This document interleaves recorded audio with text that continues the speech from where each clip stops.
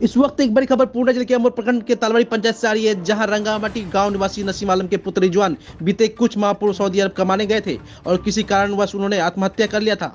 उनका शव को लाने के लिए समाज सेवी इंजीनियर महफूज आलम की टीम लगातार प्रयास कर रही थी। उसी को लेकर एक बड़ी अपडेट आया है। अब जल्द ही रिजवान का शव उनके परिजनों को सौंप दी जाएगी। मालूम हो कि रिजवान सऊदी के अलबहा में एक पेट्रोल पंप में काम कर रहा था।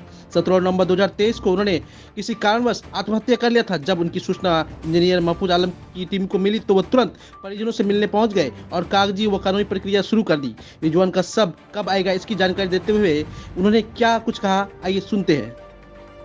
रिजवान बाबू नसीमुद्दीन साहब का लड़का जो जिसका घर रंगामाटी तालबाड़ी है, उनके बारे में कुछ अपडेट देना चाह रहा था। पूरा प्रोसेस कंप्लीट हो चुका है।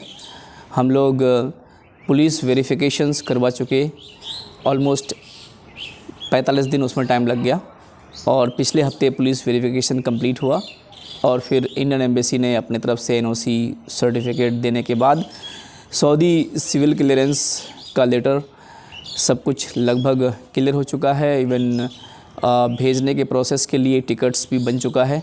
ये सारा प्रोसेस कल पूरा हुआ है, लेकिन आज सऊदी में किसी तरह की छुट्टी है और कल फ्राइडे और सैटरडे वहाँ पे 2 दिन वीकली ऑफ होता है। इसलिए संडे इंशाल्लाह रिजवान बाबू नसीमुद्दीन साहब का लड़का रंगामाटी तालबाड़ी का रहने वाला संडे सुबह इंशाल्लाह सऊदी से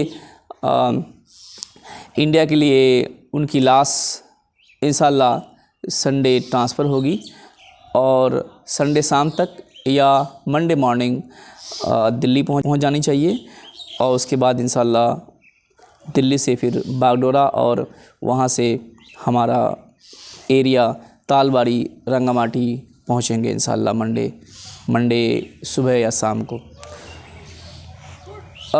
लंबा टाइम लगा, क्योंकि अगर मर्डर केस या सुसाइड केस होता है तो बहुत ही पुलिस वेरिफिकेशन तवील वक्त तक चलती है और वो लोग ही काफ़ी लंबे टाइम ले लेते हैं। लगभग 45 दिन उन लोगों ने ले लिया और हमारे तरफ से सिर्फ 7 से 10 दिन हम लोगों ने लिया सारे प्रोसेस को पुलिस वेरिफिकेशंस होने के बाद कंप्लीट करने में। आप सबकी दुआओं की ज़रूरत है कि हम लोग जो भी मुसीबत में पड़े इसी तरह से उन सब के काम आएँ।